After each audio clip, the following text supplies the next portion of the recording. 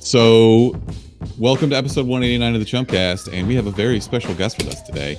A man with all the ideas and the contacts, and a man who does not sleep. He only works. He only lives to eat, sleep, and breathe Comic Cons.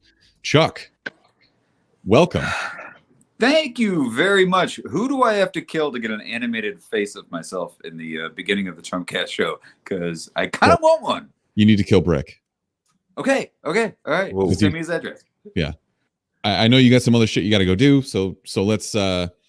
We're obviously having you here for a very special reason, and that reason is over your right-hand shoulder, and that is Mainframe Comic Con. I would call you probably the lead organizer. Is that fair? Let's call you like the czar or the grand poobah of Mainframe Comic Con. Yeah, it's king. Sheriff. I'll settle for Dictator. sheriff. I'll be the sheriff of. No, actually, Mark's the sheriff. Ryan is the mayor, and I am the king. Mainframe Comic Con, guys, it's going to be the biggest fan event going on during everyone's social isolation. It's basically just a free Comic Con online that people can log in, watch hours and hours and hours of live celebrity interviews, live Q&A. It's basically like being at your own Comic Con panel, but from the comfort of your own home, while we're all stuck in the comfort of our own homes. Beautiful. So you've really only been working on this for about a week, and you have knocked it out of the park, if I do say so myself. Why don't you give us, I mean, obviously the dates are right behind you, April 25th, 26th. If you can give us a quick rundown of some of the guests that you have so far, and maybe a story or two of who snubbed you. Well, we did have a couple snubs. Robert Downey Jr.'s people said thanks but no thanks, and unfortunately Data from Star Trek Next Generation could not attend, wanted to, couldn't make it. But our guest list is hitherto undreamt of. We've got Kevin Smith, we've got Boss Logic, we've got Mr. Lloyd Kaufman, we've got a very secret guest who's right behind here that I can't quite show you yet. We got Ming Chen, we got Brian O'Halloran, we've got a reunion, all you fans of the movie Clerks, we've got a Dante Veronica reunion that we're going to be doing. And a lot more on the way. We've got phone calls tomorrow that I can't talk about, but they are absolutely insane. International superstars that we're going to announce in the next few days, man. All I can say is don't blow this, Chuck. Now is your chance. Absolutely. I have never blown anything, and I'm not going to start now. No way, dude. You've done an excellent job organizing this. As you mentioned, this is free to the public. Follow all social media platforms, MF Comic Con, Twitter, Instagram, mainframecomiccon.com for a constantly being updated list of celebrities who will be joining us. Chuck, can you tell me a little bit about the good causes that are being contributed to from this? Yeah, so while a lot of people have asked me, is it a Comic-Con? Is it a telethon? It's kind of a comic-thon. It's a mixture between the best parts of panels at a Comic-Con and a Jerry Lewis style telethon. So while you're watching the show, if you go to mainframecomiccon.com, you're going to see a donate button. I want to say this is totally free. You don't have to donate anything. It's not like WrestleMania where you tune in and then they make you sign up for something. This is totally free. Costs you nothing. But if you want to click that donate button while you're watching the show, the live broadcast, April 25th and 26th, you can. All the money that's donated in this big pot is going to be divvied up at the end of the telethon between the Red Cross and the Hero Initiative, the very specific Red Cross's COVID-19 relief fund. So we're giving money back to COVID-19. We're not giving money to COVID-19. We're taking money away from COVID-19. We're giving money to fight COVID-19. And the Hero Initiative, which basically helps out people in the comic book community because these people don't, they don't make a ton of money during a situation like this.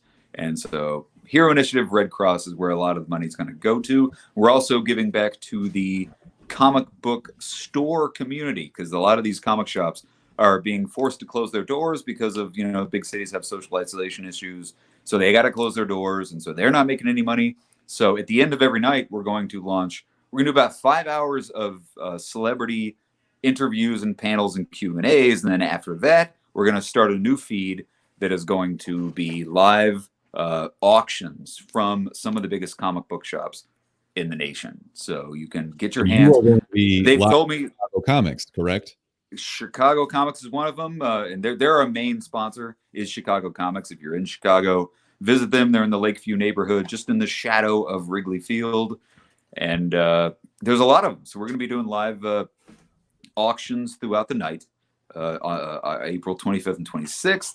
And if they've already told us they're going to be lowering the prices of their big gets. So what would cost you $1,000, you might get for a couple $100. Like if you want that issue of Amazing Fantasy freaking 14 that usually would cost you $60,000, you might get it for a whole lot cheaper. But they're also going to have cheap stuff. They're going to be selling statues because they know everybody's wallets are kind of tight right now. So it's a way for us to let the shops make a little bit of money while their doors are closed. So we're giving money to everybody, and this is completely free to you, and nobody involved in this is making any money. All the celebrities are donating their time for nothing.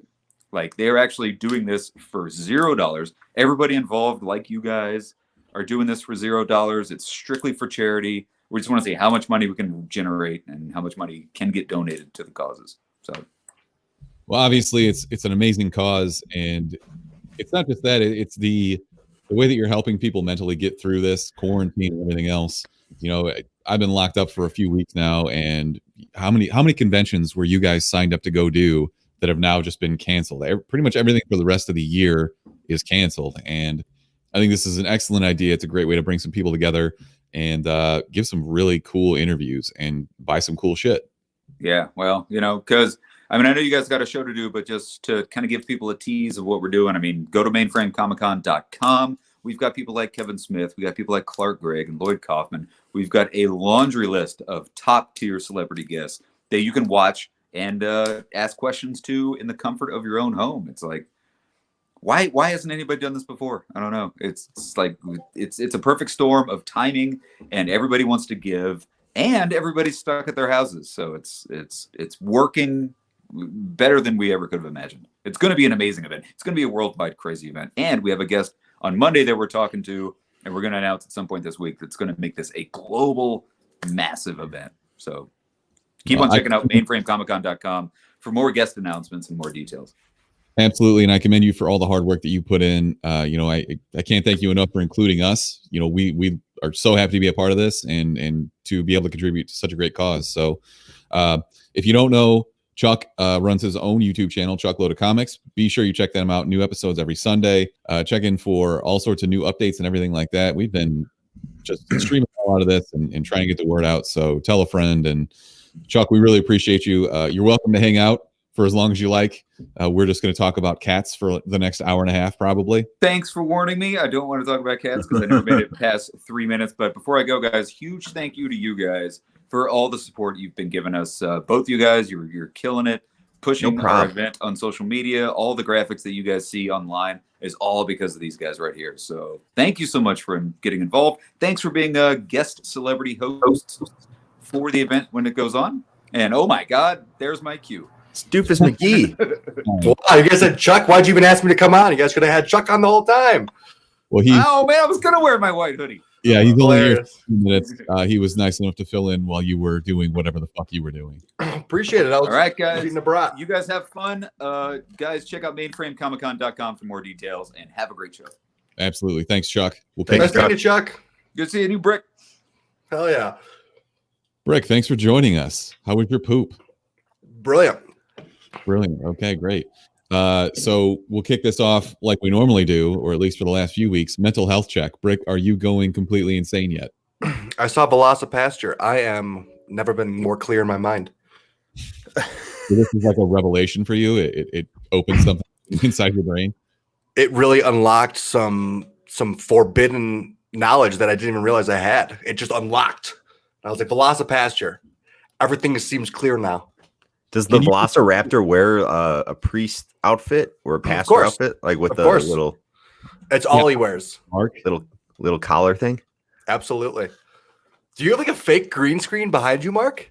No, it's real green screen. I don't know how to light it yet, so I was like trying to figure that out in the first half of the show or the first couple of minutes of the show, and I just was invisible the whole time. Oh, okay, cool. Which I thought was better, but it was very distracting. Chuck was doing this very impassioned speech about how he's contributing to Hero Initiative and Red Cross through Mainframe Comic Con, and meanwhile Mark is just like, it's just half my face. Like, I'm like, oh dude, come on, act like you've been here before. But Chuck's the best. Mark botched it, but Chuck Mark probably saved it too, because Mark's the man too. I mean, aka Point Master, right? yeah. Sick. Thanks, Brick. I think we're gonna have to remind him throughout this episode that, like, hey, you need to be keeping score of this shit. I don't think we'll have to remind him. I think he'll get it. Oh, you kiss ass. I'm doing it right now. How's everything going with your son in quarantine?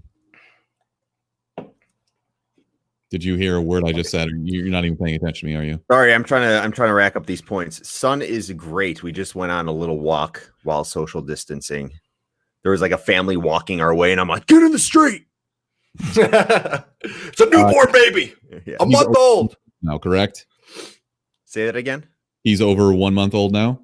Yeah, he's a month old. So he's gaining weight and everything? Everything's good? Yeah, he freaking eats like a champ. He eats like every 3 hours and just farts and burps and poops. It's great. You just Great like stuff. with your protein shakes and whatnot? I mix a little whey protein in there here and there just to get him a little bit beefed up. Do you ever? Do you have like a workout regimen yet? Not yet. I do push on his legs though, like to get his legs moving so he can get a poop out. Because you got to help the babies a little bit when they because I mean they're cooped up all day. They're just laying there. You got to just get them moving, get the juices flowing. Get the tree. Ooh, that's not a great. Get the juices flowing. He's gonna be rotating his legs. He's gonna his little wong is gonna just pee right all over his shirt. Who was moving your legs around before your poop, Brick? Probably my mom. Okay. I mean, Makes like sense. like 15 minutes ago. Oh yeah, no, some other people. Like help you out every now and then. I was ripping some Bloody Marys this morning. Ew! It was so good. When's the last time you had a good Bloody Mary? Is this turning you into a full-blown alcoholic? Like, am I not the only alcoholic on the show anymore? Yeah, no, I'm full blown. Full blown. All Go right. check out this new beer I got. It's Keystone, Frenchie. but the Okay. Frenchie's on there. It's raspberry lime Keystone. I'm actually kind of into it, So now everybody's going to rip off the Natter Days. basically. But it's raspberry lime, so. I'm all about competition, man. Throw the best flavors out there and let's see what sticks. And they got Moose as the freaking mascot. Cannot complain about that. I don't know why I'm having such a hard time putting that in front of the screen. Because of those Bloody Marys you had this morning. Potentially. That's funny. So are we going to save Velocipaster for the Patreon stream, or do you want to? Can you at least give me like a plot breakdown, like quick 30-second run through? Let me just pull up the IMDb description of it is perfect. Wait. No, you can't give your review and just read the IMDb description. No. He's asking for a quick synopsis. Okay, so we're gonna do the Patreon review for Velocipaster. It's either that or Cats. Yeah, and also if you're in the stream, we need suggestions for the loser of this week. So we need a bad movie for somebody to have to watch this week. Killer Couch could be on there. I would actually. I'm kind of intrigued. Killer Couch or Clown NATO. Those were the recommended watches after Velocipaster. Okay. So Clown NATO. Jesus. Clown NATO. I know. Both of them look awful, but Velocipaster was actually. I won't give away the plot, but here's the breakdown that they have on IMDb. After losing his parents, classic Batman story, Obviously. a priest travels to China where he inherits a mysterious ability that allows him to turn into a dinosaur. At first horrified by this new power, a hooker convinces him to use it to fight crime, period, and ninjas. All right, back up off the mic. That's the movie. He's just very. That's the movie. You always tell me to talk into the mic. I really feel like that's something I need to watch. Would you, without spoiling it, would you recommend it? Yes, no? No question about it. Absolutely. Check it out. Velocipaster. Pasture? Pastor. Can or can? Velocipaster. All right. So I demand that you both commend me for finally watching Cats. How long was it? A month. How long did I wait, or how long was the movie? How long did you wait? Honestly, it's probably like 2 months, right? When did we first do the whole points thing?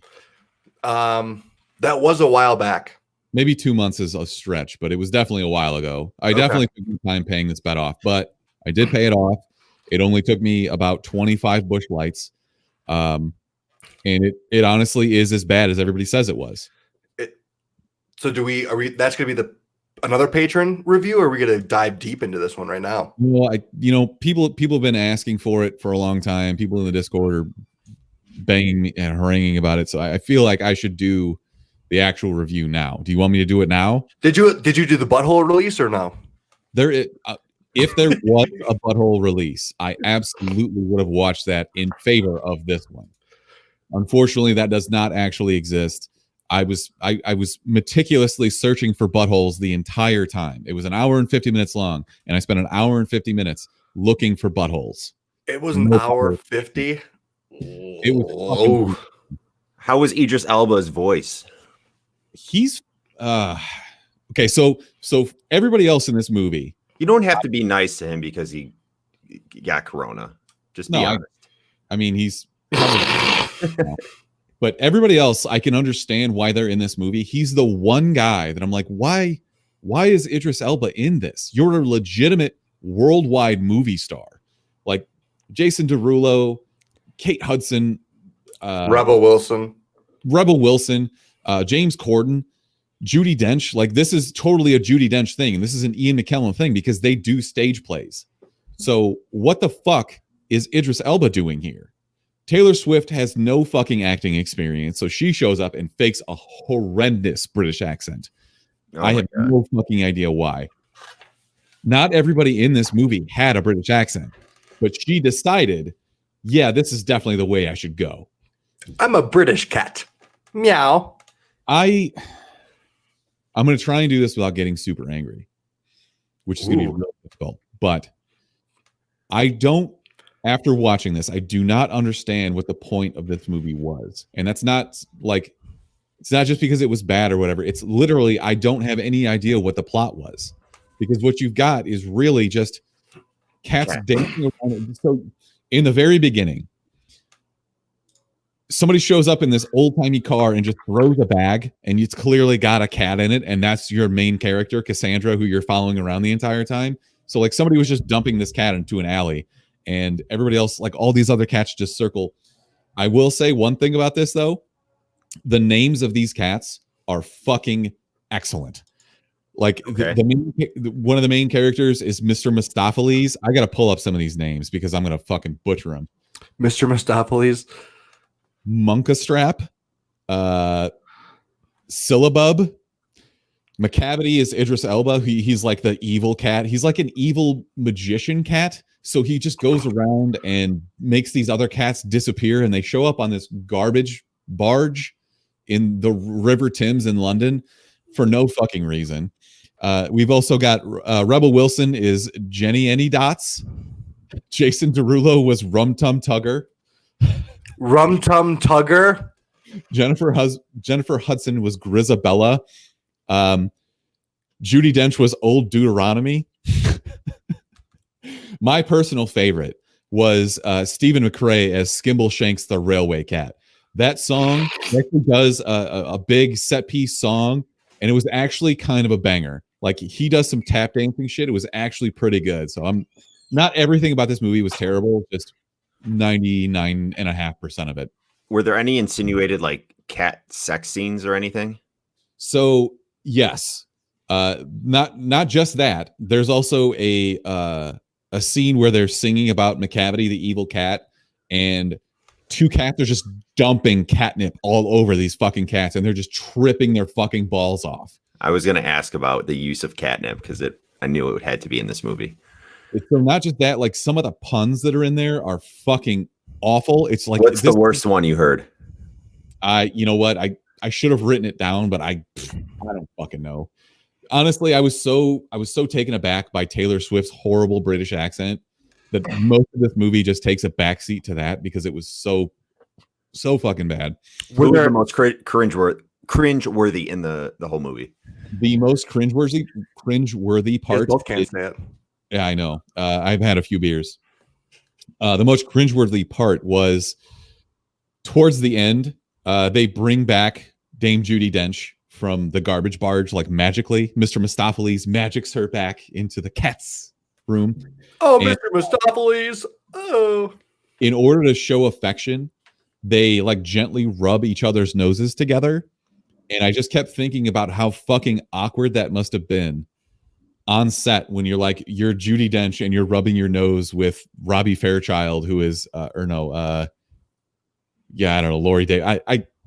The other thing is the CGI in this movie is so fucking bad that certain people you can tell who they are, but I couldn't tell like when Taylor Swift was going to show up. It's so off-putting. It's literally like a horror show where you're like, this abomination shouldn't exist. And I know I've talked about the Uncanny Valley before, but that's exactly what this is, like textbook example of the Uncanny Valley. Like, just because you can do something doesn't mean that you should. And this is prime example. So, I think they lucked out with the coronavirus, though. You have to think like people at home are just like, fuck it, let's just watch this, and they just throw it on. You're probably right. I will say, if I had to say something good about this, the songs are catchy. Okay. Even if artists to do it. Yeah, and Jason Derulo, Jennifer or Kate Hudson, like obviously they can sing. Ian McKellen's in there and he can sing a little bit. But man, this movie did not need to happen, and I can't fucking fathom sitting in a boardroom somewhere with movie executives and them saying like, yes, this is a good idea. We need to make this movie, because that is not what I took away from this whatsoever. Yep. Green light immediately. Just so you guys know, there's almost 30,000 reviews. Cats has a 2.7 out of 10 on Rotten Tomatoes. Velocipaster has a 5.9.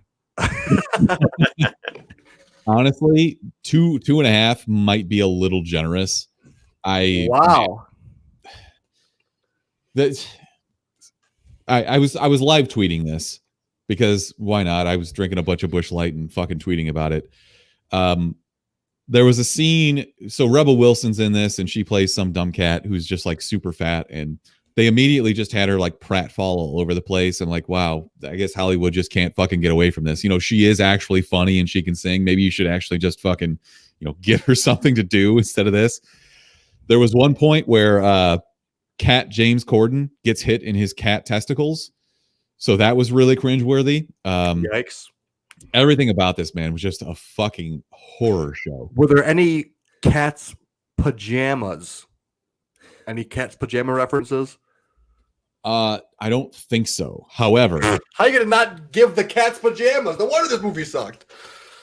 Rebel Wilson at a couple of different points just kind of unzips her skin and reveals an outfit underneath, but she's still got fur. It's very confusing, and it will haunt my nightmares for years to come. Did they rub it up against like objects and stuff to put their scent on? Yeah, they are very clearly acting as if they are cats. And while they're singing, you can see like Kate Hudson trying to be like super serious, and whoever was animating it was just like moving her ears back and forth. Super distracting. Their tails get in their way constantly. No buttholes. Horrible. Zero buttholes to be seen. Buttholes would have greatly added to the value of this film. Some guy actually on April Fool's Day said they've done it. They've released the butthole edition, and they had all of like they CGI'd like the trailer with buttholes on everybody. Brilliant. Yeah. It's a great April Fool's joke. Have you guys gone into some of the best jokes that you guys have? Did you guys see any good jokes on April Fool's Day? Honestly, man, this was kind of the year where you just skip April Fools, because everybody making horrible April Fool's jokes is just not the time for it. Not the time. We also went like April 1st was the day we went live on social media with Mainframe. And I was thinking like, are there going to be people that just think this is a joke? And there were some people like, is this a joke? I had to clear that up. But explain Mainframe to me. I don't really. You missed that part because you were taking a dump, so you have to rewatch. We're not going to rehash. That's fine. I do have one other thing to say about Cats, and it's the most upsetting part of the entire movie to me is that the opening number is they just keep singing about something called Jellicle Cats. It's not angelical. It's a made up word. It's Jellicle. And I kept Googling it and I could not fucking find anything that told me what a Jellicle cat was or how it's supposed to be used in this movie. They just kept singing about it for 2 fucking hours. Never once do they stop to explain to you what a Jellicle cat is. But it's angelical? No, Jellicle. Jellicle. Jellicle. So I'll explain. This is just the IMDb little thing right here. It just says a tribe of cats called the Jellicles must decide yearly which one will ascend to the Heaviside layer and come back to a new Jellicle life. That doesn't make any sense at all, and that's the dumbest plot to a movie I've ever heard in my life. Thank you. That's my fucking point. I got to the end. I'm like, they're finally going to explain to me what the Heaviside layer is, and they're going to explain to me what a Jellicle cat is, and they never fucking did.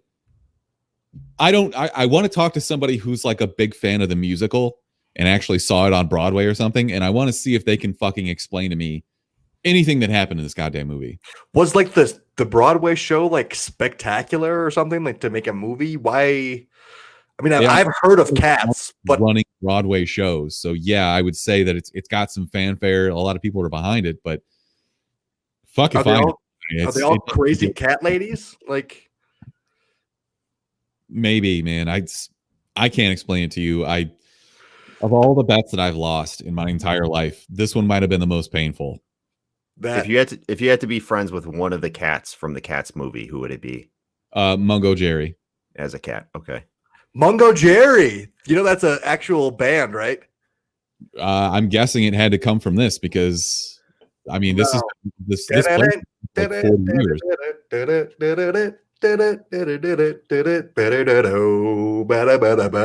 know what it's like? You know what I'm talking about? Yes, I do actually. Surprisingly, okay, yeah. So Rumpelteazer and Mungo Jerry have a scene and a song together where they go sing about basically just stealing shit from humans, and that was probably the highlight. Either that or the tap dancing scene with they all have such stupid names. I can't keep them all straight. I do like the Mungo Jerry name. That one does. I like that one. Rumpelteazer, Jesus, Electra, Rum Tum Tugger, Skimbleshanks, Jones, Skimbleshanks, and Rumpelteazer and Mungo Jerry. Those were the highlights of the film for me. So Griddlebone. So are you guys? Skimbleshanks the Railway Cat is the best name. It is. I mean, plus he's a tap dancing fiend. So, but are you guys satisfied with me paying off this bet now? Have I done enough that I can call this paid? Paid. No, you have to dress up as a cat. You have to dress up as a cat in the middle of downtown. You didn't do it in timely fashion, but I guess you watched it, so I'll give you a point. But I'm also going to take some points away for some other things that I didn't like necessarily. Okay, whatever. Whatever. I guess we kind of have some news this week. Not really, because the world is crumbling around us. I asked you guys to watch the trailer for Peninsula, which is the follow-up to Train to Busan, a Korean zombie film and a personal favorite of mine. I think it might still be on Netflix if you haven't caught it. It is in Korean, but there's, if you can make it through Parasite, you can definitely make it through this movie. There's way more action. It's basically a dude, obviously high-speed train is way bigger as a mode of transport in Korea.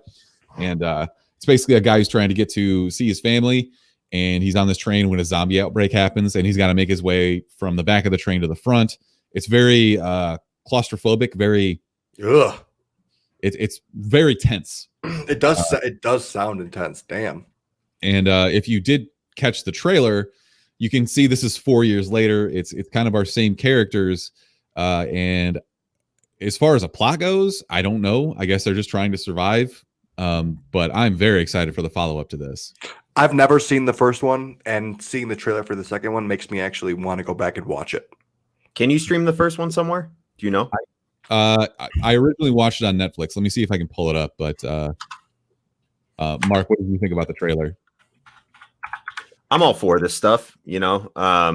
As you mentioned, I enjoyed even reading the subtitles in Parasite. That was not a problem for me, all the dialogue and not knowing the language. But still, yeah, if that bothered you, this is your go-to foreign film, because I've heard great things about the first one. This trailer immediately caught my attention. This is some cool shit. Zombies, fucking great stuff. So I would check it out. It is currently available on Netflix. So add it to your queue right now. You will not be disappointed. Hour 58, mystery, thriller, horror, action, adventure. About it. Let's go. Everything you could ever want. Being added to that, but sure. All right. We finally are getting the return of Rick and Morty, May 3rd, correct? Woo! Yes. I was just watching Rick and Morty before the show, and it is so good the third and fourth and fifth time you watch it still. It's so still good. Holds up. Absolutely. There's always something small in the background you can notice that will add. You're like, oh, I didn't even notice that the eighth time I watched it. That's crazy. Just there's subtle humor everywhere. That's the rewatchability of it. There is a scene that's specifically in the trailer that reminded me of you, Brick, where Rick loses his train of thought and he's like, wait, fuck, am I taking too much Adderall or not enough Adderall? Yeah. That's right. Very true. 100% Brick moment. It hit home hard. Oh, look, Sweetums is in the chat. Yeah, that's a disturbing background. I had to watch 2.5 hours of this, so I feel like you guys can at least suffer through this with me. I did post a couple others, just like still shots into the Discord of just the ridiculousness that was Cats. So I don't know. That's good. I'm happy it's over for you, Ryan. To be I honest. appreciate that. I'm sorry, Mark. Why don't you tell me what you thought about this Rick and Morty trailer? Fucking the music was on point. Then Lizzie, boys are back in town. Boys are back in town. Yes. Let's fucking go. That's what everybody wants. Say that again. Isn't that Bachman Turner Overdrive? No, it's all right. You're right. That's Thin Lizzy. Thin Lizzy. All right. Cowboy by Thin Lizzy is another banger. But I agree that's what everyone wanted. When's Rick and Morty coming out? Blah, blah, blah. Well, the boys are back. Let's go. I think that if I would allow it to happen, you would just do like instrumental backgrounds with your mouth for an entire episode. Want to do some improv jazz? Please don't make me mute you. Let's go. I don't know what. So this is kind of a weird episode where we don't really have a structure anymore because there is no news. I guess we could talk about Disney's kind of pushing back a lot of their stuff. So what was once going to be the Eternals release date, they're pushing Black Widow back to fill that. I think the big part of this is that the Artemis Fowl movie that was supposed to get a theatrical release is now going to come straight to Disney Plus on May 29th. So I wonder when what that says about the actual quality of the movie. I feel like if it was good, they probably just would have held on to it until theaters reopen. The problem is we're stuck in a weird timeline where we're not sure when we're going to be able to go back out of quarantine. So I feel like they're trying to give us stuff while also keep some stuff for the future. And where do they draw the line? What kind of content are they going to be willing to kind of give to Disney Plus to get people to subscribe to that while there's still like those obvious summer blockbusters that they're trying to get people to go to the theaters? It's kind of a hard line to find, especially for all these companies that are giving us content here and there, but they're like, how much should we give up?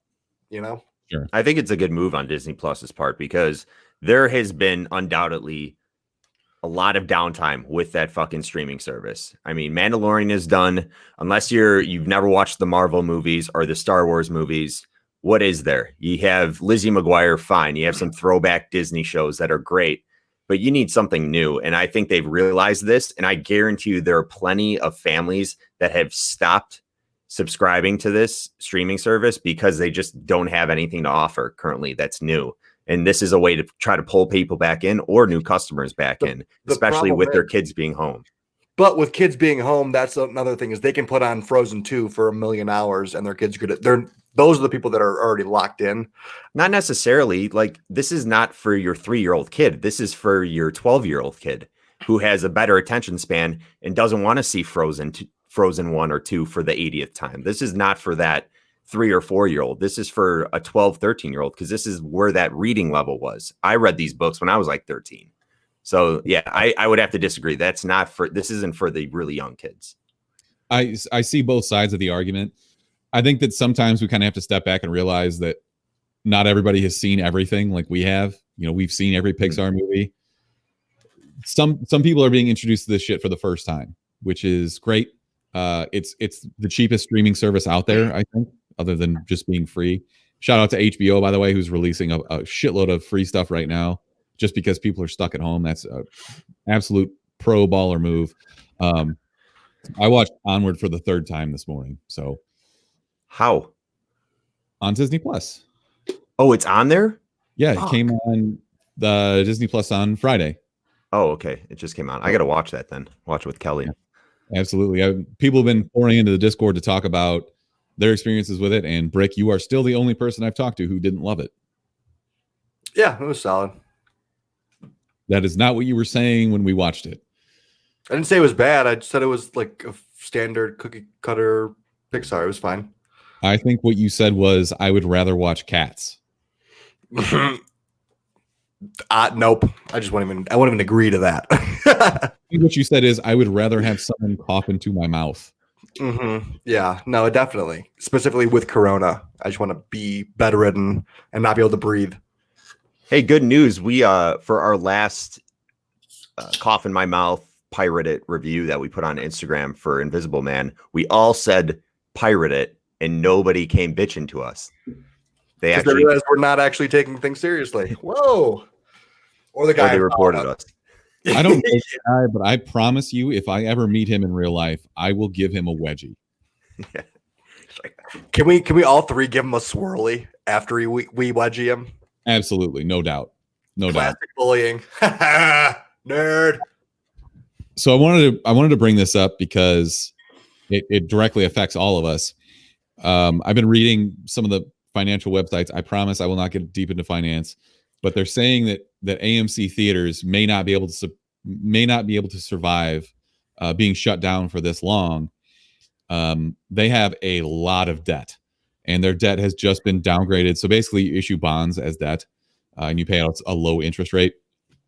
But they have a shitload of debt. It's been downgraded from I think B- to like CCC, which is very, very bad. Meaning that they're probably not going to be able to pay their debt holders. If AMC closes down, that is the largest theater chain in the country, and that would be a major blow to movie studios. They were just kind of cavalier, running around buying up all these small theater chains, and now it's coming back to bite them in the ass. Do you think like the government buying out banks, do you think like actors or movie studios will put some money together to try to conjure up some money for these theaters that are going under?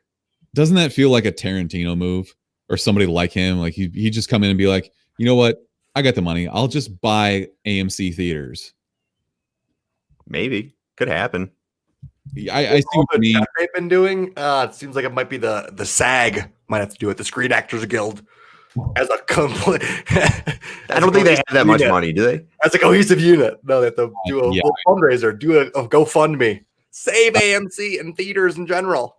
I thought you were going to go with the Film Actors Guild. No, I know. America. I wanted to, but I went to SAG. All right, fair enough. There's really not any other news out there. I did see something. They released a trailer for season 2 of Harley Quinn, which I'm pretty excited for. It's coming out April 15th. They took 0 time off in between seasons for this, like a month, I think, max, which is awesome. So thanks for putting out more content, DC. I swear, I think the Harley Quinn season 2 came out already. I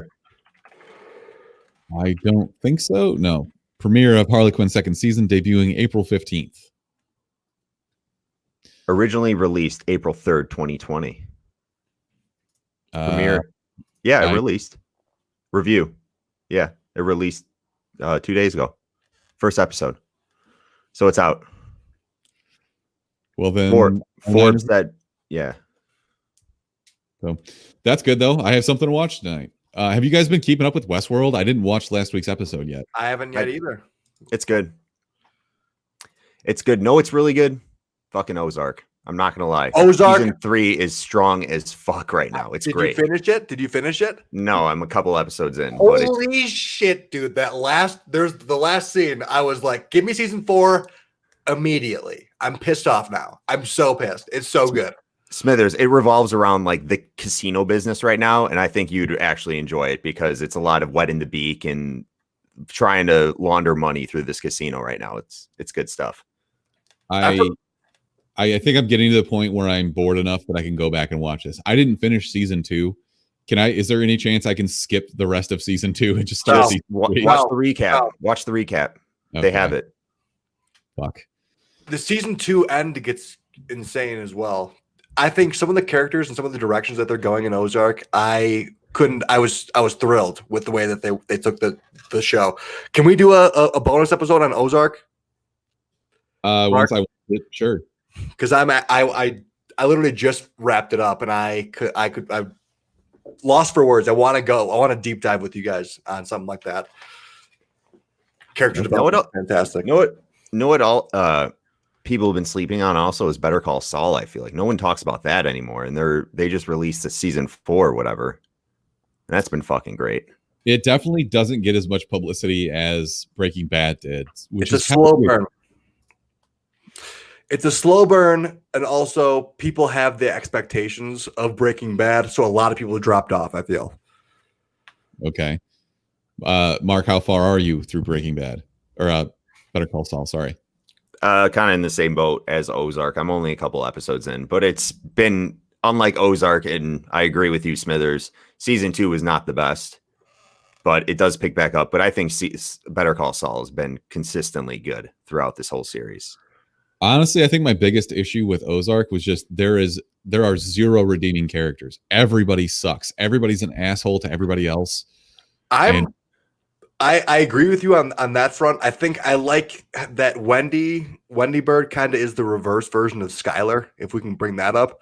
I think she goes in a different direction with the way that she kind of is charismatic and handles herself and the way she wants to run the business. I think she handles herself in such a reverse way that everyone hated Skyler because of some of the things that she did. But they both had I just think there's a lot of similarities, but also there's a lot to go. I love that Wendy Bird is taking power moves. I can't get into it because I want to get into the actual show, but we'll do a bonus episode on it. I think you're right in terms of there's not a lot of likable characters. I think Wendy's brother is a likable character to start out. I guess it's been so long that I can't even square who is what character. They introduced him in season 3.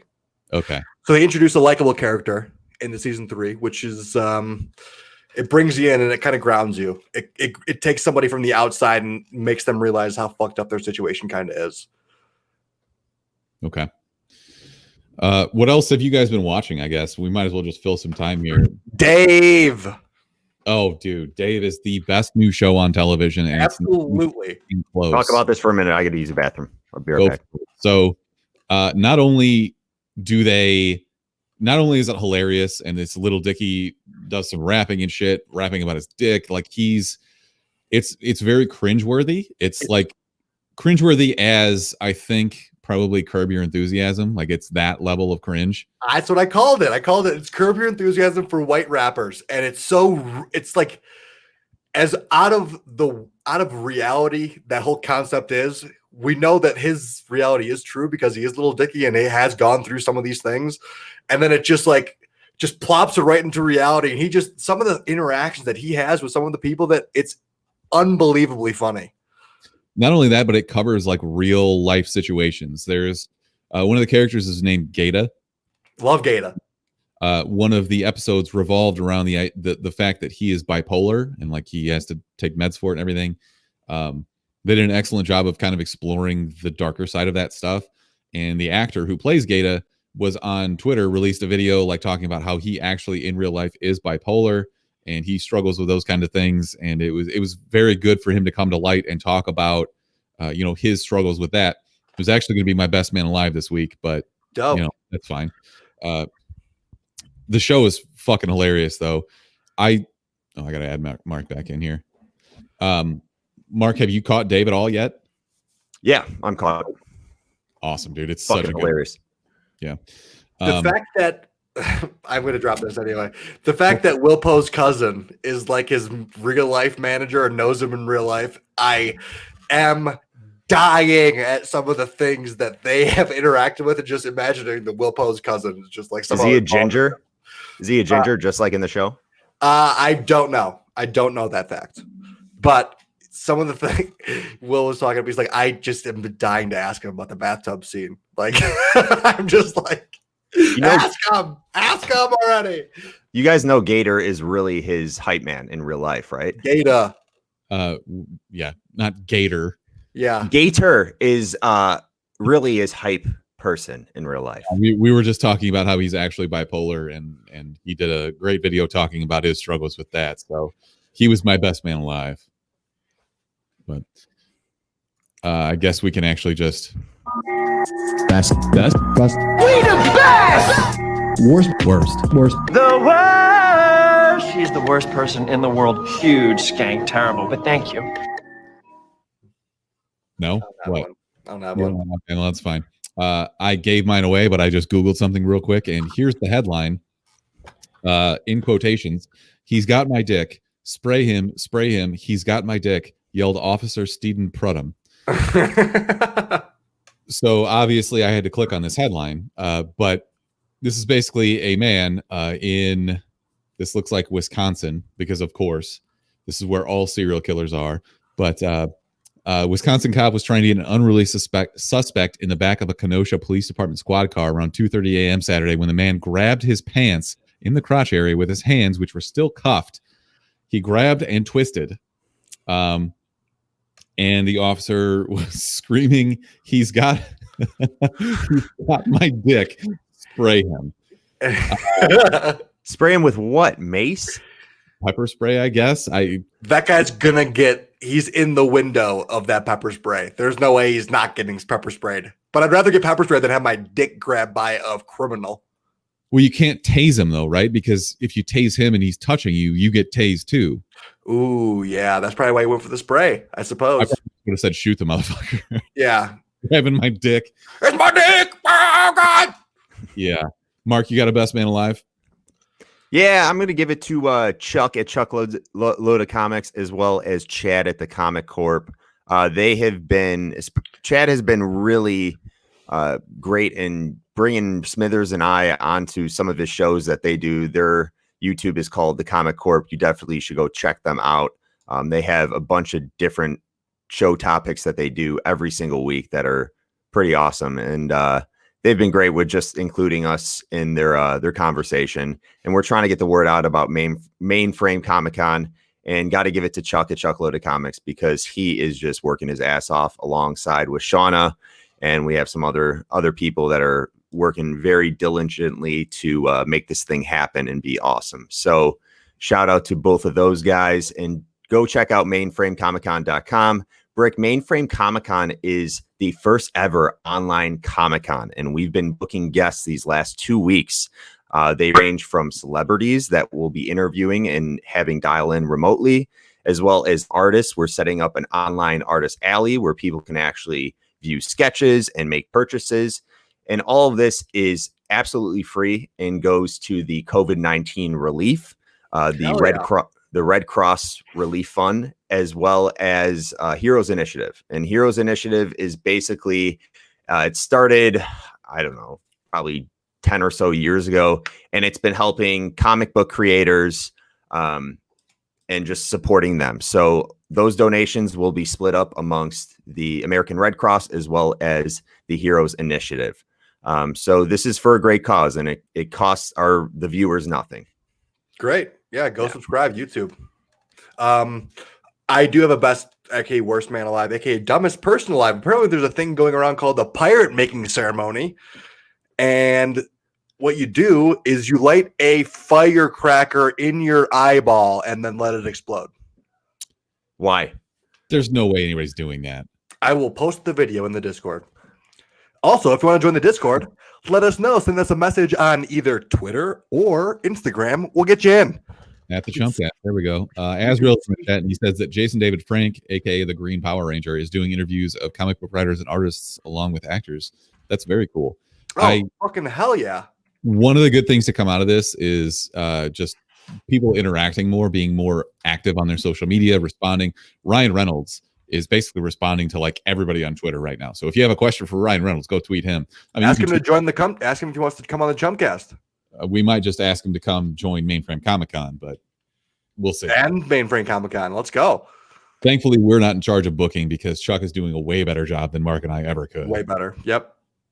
He's feeling it right now. So, boy, am I impressive. Not me, Chuck. That was the Chuck. Yep. Mm-hmm. That was Chuck just called back in. Just said that. He called back out. Absolutely.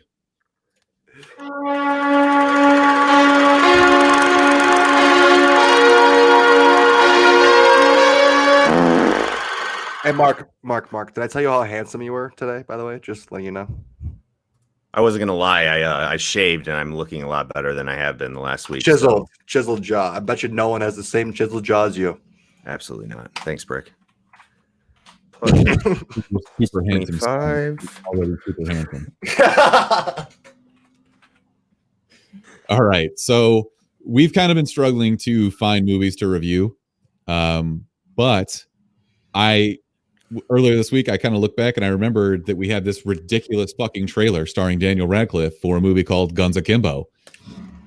And great find. Diamond in the rough, I think. I knew that this was going to be right up your alley, Brick. Yeah.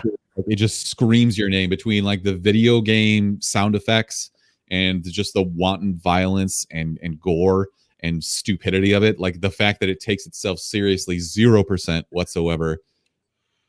I really liked it. We'll save that for later, but the way it's shot is literally a video game, like the intro of a video game campaign. Is how this movie shot. Some of the camera things that they did not suit me.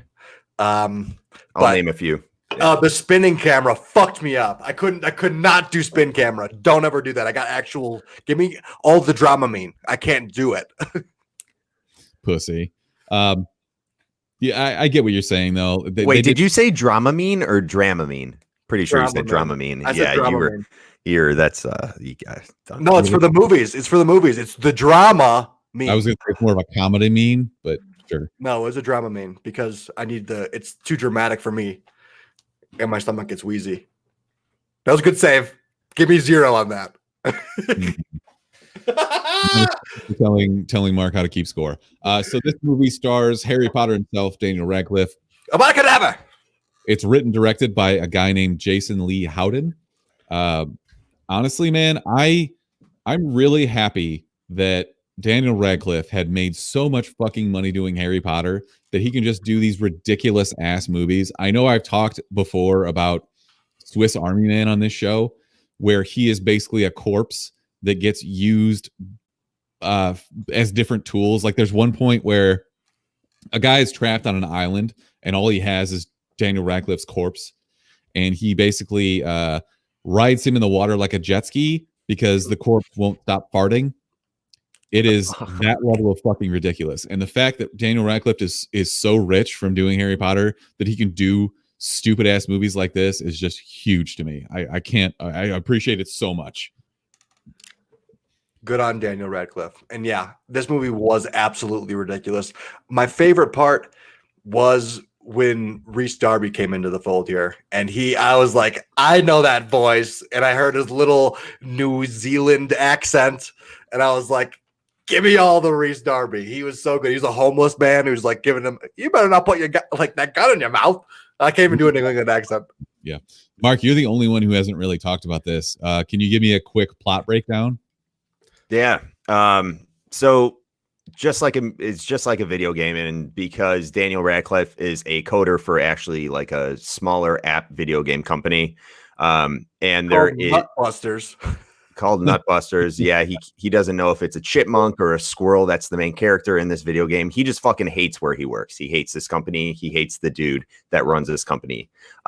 He is, I would say, he's pretty depressed in the beginning of the movie. I mean, he's a loner, but he loves to troll people. So this is how this whole movie gets off on the wrong foot, is he starts trolling people that are partaking in the chat with this online streaming murder game called Schism.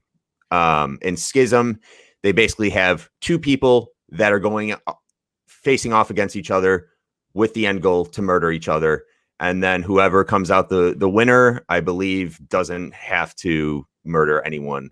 They just want to win. But anyways, so Daniel Radcliffe, he's trolling all these people, and the guys that are running Schism track him down because he does not put VPN on his IP address. They find where he lives. They knock him out. They fucking attach these guns to his hands, and he becomes known as the Guns Akimbo, and he has to face off for Schism. Mark, did you think there was enough blood in this movie? Yes. Whether the blood it wasn't realistic, just the way that it was, like the density of it and the way they CGI'd it wasn't the best. I get where they were going with how this movie was supposed to be shot, but there were some questionable CGI uses. There was one where they tried to do like the Mortal Kombat thing where they were breaking bones. Yep. And showing the x-ray vision, and it didn't do it for me. It was a shitty job the way they put it together. It was the worst version of Mortal Kombat. Yeah, it was some very questionable CGI in this movie, but overall they did have some cool camera shots. I really love like the first person view. There was one shot where he gets darted in the neck, and they definitely hooked up like a GoPro to his chest, and it just shows him completely falling backwards. They had some cool first person views. Dude, there's a fucking dart in your neck. Yeah. There's a dart in your neck. You know what movie is that from? Yeah, it's old school. Okay, cool. Last thing I just want to say is there better be somebody next year at the first actual physical Comic-Con that happens that dresses up as Daniel Radcliffe, Guns Akimbo. Because this is a perfect costume. Just like the tiger slippers and a robe and guns taped to your hands. That's a great idea. Yeah. Also, your hands. Yeah. Did you want to see them bolting his hands to the gun, or was that shot how you wanted it to be shot? I mean, I get it. You know, if you watch the trailer, you know what's going to happen. That's basically the entire crux of the movie. Is he's got guns bolted to his hands.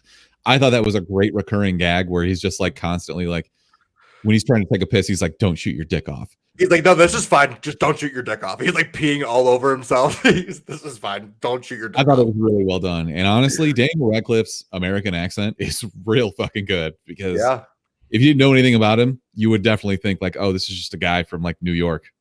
Yeah. Yeah. So there was a few things that I didn't like about this movie. I mean, the concept of it is great. The whole 1v1, use Skynet to basically catch everybody murdering each other, on camera or whatever. But I thought the fact that he was trying to save his ex-girlfriend was kind of lame. The spinning camera was a nightmare. And then I thought his boss, like his actual physical boss, at the coder of Nutbusters, was a better villain than Richter was. Richter's face tats were bad. I felt like they tried to play the line of him being intimidating / trying to keep it a comedy. They didn't play that line very well. I thought they jumbled it at the very end, and he didn't seem like a very realistic or good villain, to be honest. But those are the three main points that I didn't really, hit home on the movie. But it was a ridiculous concept of a movie. But I thought the soundtrack, I loved the soundtrack. Soundtrack was fantastic. I thought there was cool how they did they kept an ammo count that just flashed across the screen. Like you can catch it, but it's not like super noticeable. But there's a couple of things that they did interestingly. Also, I like the lighting. The lighting was good and very heavy on the red and black, or I'm sorry, the red and blue, kind of highlight, the highlighter kind of lights in the show. They literally just cranked the saturation up. You're referring to his ex-girlfriend, her red hair, and I was like, wow, her hair is really glowing red. And then I look at her lips, and just the natural shade of her lips were just like bright red too. I'm just like, yeah, they definitely just cranked saturation. Yeah, well, I thought it was fine for the movie. I liked it. It made the scenes a little bit different for me. It made it. I just agree with you about the villain though. Like this movie, what makes this movie good is that they fully lean into how fucking stupid and ridiculous it is. And if you're going to do that, you've got to have a guy with face tattoos and Bad a guy, face tattoo. Would they call him an old dildo that was drawn on by a Sharpie or some shit? They made some funny ass jokes in this movie. They were good lines. I really fucking liked this movie. And just because it was so stupid, Rick, you talked about the soundtrack. It was basically just modern metal versions of 80s music. And Yeah, it for me. Ballroom Blitz. Yeah. Ballroom, you spin me right round. Like, you so spin me right. I think Marilyn Manson sang that song. That's a good note. I should check into that. Mark, give me your quick thoughts. I think at some points they were trying a little bit too hard to be like that whole gamer cliche, and really, I think they thought like this is doing justice for the gaming community. And there was just some parts where I just thought like, okay, that's a little bit of a try hard. The usage of like, let's talk about what's her name, Nyx, for a second. Tomorrow leaving. I liked her character, but I also thought they were reaching really hard with her too. There were some parts where I'm like, yeah, I get it. She does drugs and she really likes to do drugs. And there were just, she did a lot of drugs. Mandy-esque. Yeah. It was definitely a mix of Mandy and like Mad Max Fury Road. It was a power up. After she did all cocaine, she was like, I'm gonna murder everybody. I mean, that's exactly what they did too. They made that sound effect, and all of a sudden she was a super killer. Yeah, she Mario mushroomed up. Yeah, and there was I appreciated like the as realistic as you can make this movie. My one big issue is when I see like a gunfight and I'm like, they didn't just unload fucking 30 rounds in that pistol clip. Like that is so unrealistic. But the fact that whether or not like we can't get into like, okay, how do they fit 100 rounds into this gun right now? They probably had an extended mag or something. But the fact that they were actually doing the countdown to the bullets made it a little bit more like, okay, I guess they can make this happen. But at the same time, you have Nyx that just shows up with a bazooka that she didn't have 2 minutes ago. And you're like, where the fuck did she get that? They show her getting the bazooka out of that warehouse. After the first person that she kills, it's like literally an ammo like HUD. They have all guns. Video game thing where like you clear out a warehouse and all of a sudden there's a cache of weapons and ammo. So much stock. But also the fact that Nyx in the beginning of the movie can do a sweep around in her car and shoot through the windshield and kill 3 guys in a car, but yet she can't fucking gun down Daniel Radcliffe, you know, in multiple scenarios. There's no plot. I Yeah, get what you mean. To me, the dumbest part of the movie is her on the motorcycle, just like driving up the car that he's driving. doing a wheelie. That was where I was like, okay, I get what you're doing here, but this is a little stupid. Everything else I was totally fine with. Just know what you're getting into with this movie. This is fucking it's a fast-paced action. I mean, heavy drug usage. Just it might be might get a little bit too into like the gaming culture or trying to show that this is for the gaming culture. But it's essentially just like shot like a video game would be.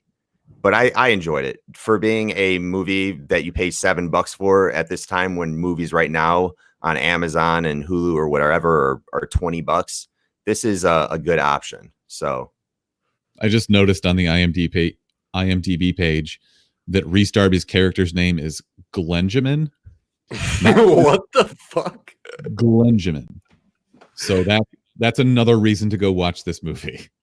Also, there's a guy named Fuckface. You remember that guy? Fuckface, Xander, and Dane are like the lackeys. So brutal. I thought this was great. I absolutely say that you should pay for this movie. It's $7 on Amazon Prime. It'll kill an hour and a half for you, and it's ridiculous, over the top, nonstop action, just dumb as fuck. you'll laugh, you'll cringe, and it's totally worth the watch. For $7, actually, that's not even bad. But you know what? Pay for this movie. I agree with you, Smithers. Fuck it.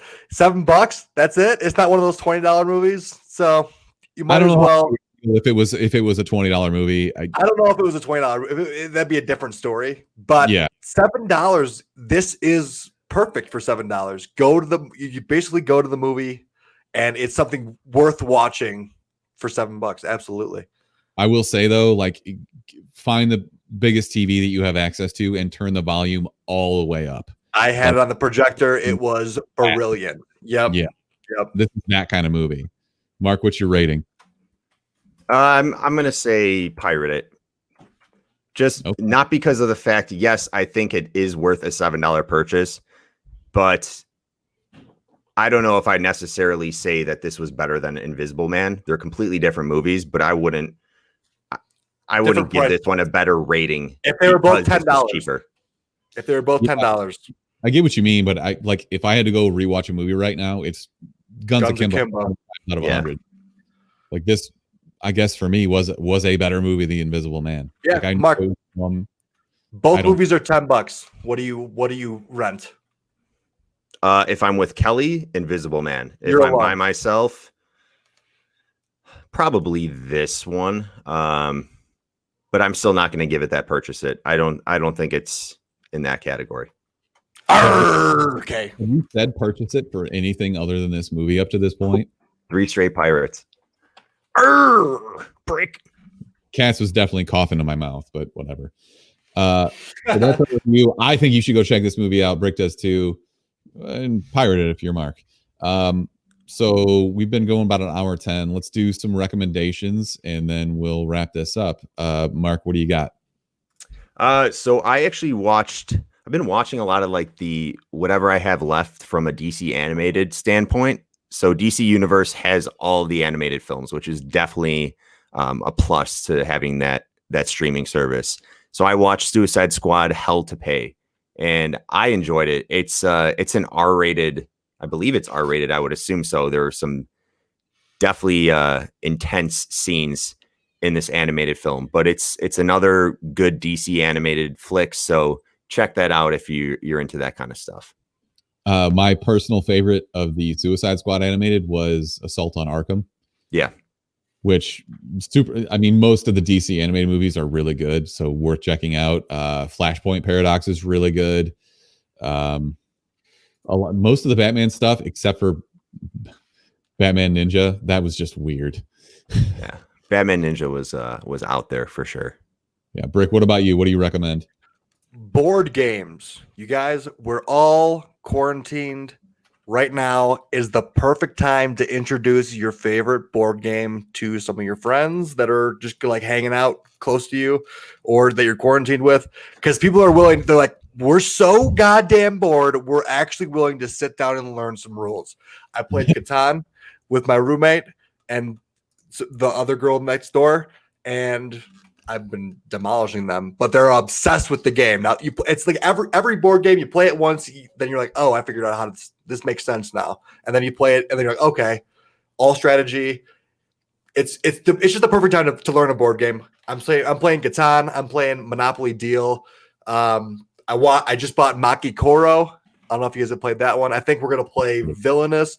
Maki Koro is it's a Japanese game. I don't know if you can tell.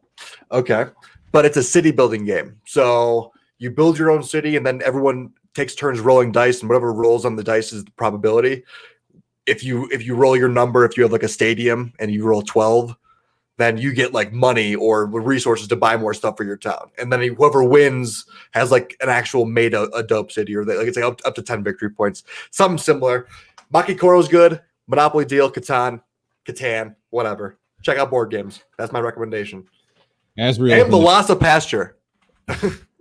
Save that one. Asriel's in the chat and he recommends Batman Gotham Gaslight. That was kind of like the steampunk retro version of Batman. So I have not caught that yet, but I definitely will. Brick, you didn't answer me earlier. I want to play Villainous with you tonight. Like we should set a stream up. Erica's down. We should absolutely. I'm down. Let's Let's get Daryl on too. He's got villainous. Hopefully we can get him in the mix. Yeah, I'll hit him up. My recommendation of the week is there is a CNN. I guess it's kind of like a docu-series. It's called The History of Comedy. It came out in 2018 and it's streaming on Hulu right now. It's what's good about it. I mean, it's not the only thing that's good about it, but it's uncensored if you watch it on Hulu. So if comedians are out there doing their, they're working blue, they're doing their dirty comedy, it's all there. They go through the entire history, like starting with like vaudeville and going to like minstrel shows and like all the way up through current comedy today and the diversity in which. So it's not only kind of like a history lesson, but it's also really funny. So definitely worth checking out. It's History of Comedy it's a CNN docuseries. So nice. Mark, do you want to update us on who is winning and who is losing? All right. Okay, so I haven't added them up. So starting with Brick, how do we usually do this? Start with each person, or would you go back and forth between people? There's a very loose outline for this. Just okay. It's person by person. Okay. Break me down, Brick Smithers down, you got points. So Brick was late to the show, -1 to start. However, he was honest and said that he was taking a poop, +1. So back to 0. Right. He was drinking a Keystone Light can that obviously showed some support for French Bulldogs, +1. He had some terrible improv jazz impressions, -1, back to 0. No best man, -1. Now he's at -1. Where? Who? I did. It was the pirate. The pirate guy. Pirate making ceremony. The guy who, unless you want another -1. If you couldn't tell me right off the bat who is your guy, then no, I'm not believing. I told you the pirate guy, the pirate making a ceremony, the same thing. Wow, getting defensive, Brick. Getting defensive. You're teetering right now to get another -1. So I apologize, my liege. We'll keep you at -1. However, Brick did. I did shave, and he called me handsome, and did notice some of my facial feature improvements. So back to 0. I stand by that comment. He called Dramamine, which is completely false. -2. However, he -2. You attempted to save it, but the save was still fucking half-assed. So I'm going to give you 1, not +2. So overall, you're sitting at -1, Brick. That's it. I'm done at -1. Yes. Working backwards. All you have to do is get 1 point, Smithers, and you win.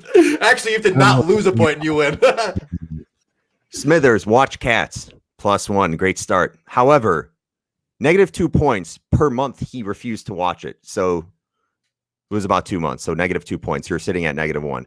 Smithers revealed that he threw up his dinner Friday night, which I would assume his pregnant wife cooked for him. So -1 there. Sitting at -2.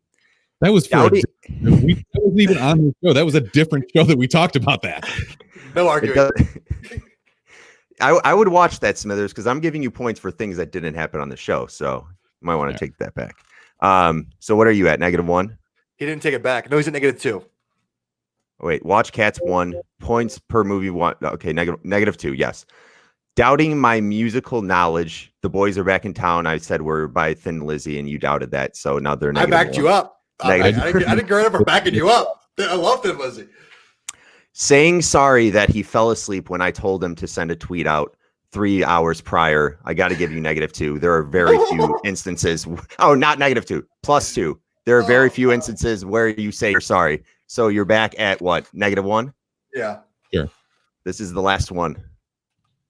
I mistakenly bought a surround sound setup, and I thought I didn't need a what's like the central unit that you need? A receiver. And Smithers offered to give me a receiver that he has. So +1. Smithers is sitting at 0. Brick, you're at -1. You lose. Swag. Okay. Well, do you want to bribe him with a piece of electronic equipment worth a few $100s? Only for 1 point, though. Yeah. Do you want to give a victory speech, Ryan? I would, but it's just so easy to beat you at pretty much everything. You're just really bad at almost everything. You're a piece of shit. You either take too much or not enough Adderall, depending on the day. I can't wait to beat you at Disney's villainous board game. Nope. I will reign victorious over you, and I will teabag you via stream and eat my dick. That's all I got to say. At least I didn't watch Cats. You know, I'm glad. I feel like I came out of it a better person.